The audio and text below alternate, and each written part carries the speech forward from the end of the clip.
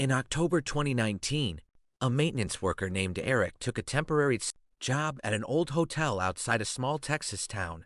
The hotel had only 12 rooms left in use. Most of the third floor had been closed for years after a fire. Guests were never allowed upstairs. On Eric's second night shift, the front desk phone rang. Front desk.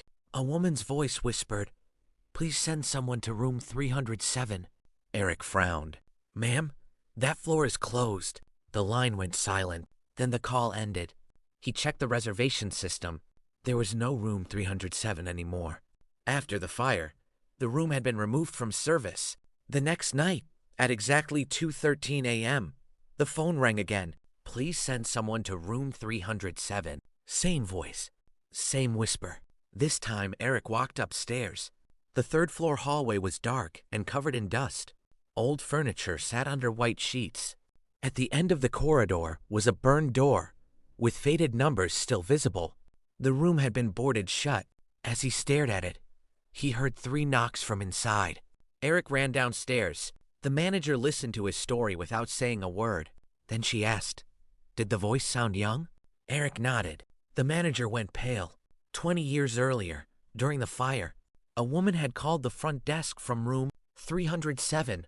Smoke had trapped her inside. The staff never reached her in time. Her final call was recorded. The manager played the audio. Eric felt his stomach drop.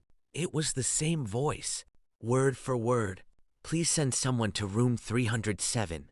The manager said no one had ever listened to the recording after that night. The next evening, Eric tried to ignore it. At 2:13 a.m., the phone rang again. He answered, but this time the woman wasn't whispering. She was crying. "They're still here." Eric froze. "Who?" The line crackled. Then dozens of voices spoke at once, screaming, crying, begging for help. The sounds of a fire. Eric slammed the phone down. A second later, every phone in the hotel began ringing. Every room, every hallway phone, every office phone, all at the same time.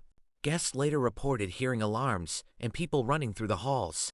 Even though the building was silent, police found nothing. No fire, no intruder, nothing. The next morning, Eric quit. Before leaving, he asked the manager one question. "Why don't you disconnect the old phone line?"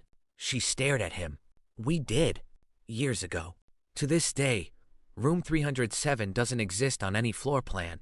But according to several former employees, the front desk phone still rings at 2:13 a.m. And if someone answers, a woman quietly asks for help from a room that burned away decades ago. Then comes the sound of knocking. From the other end of the line,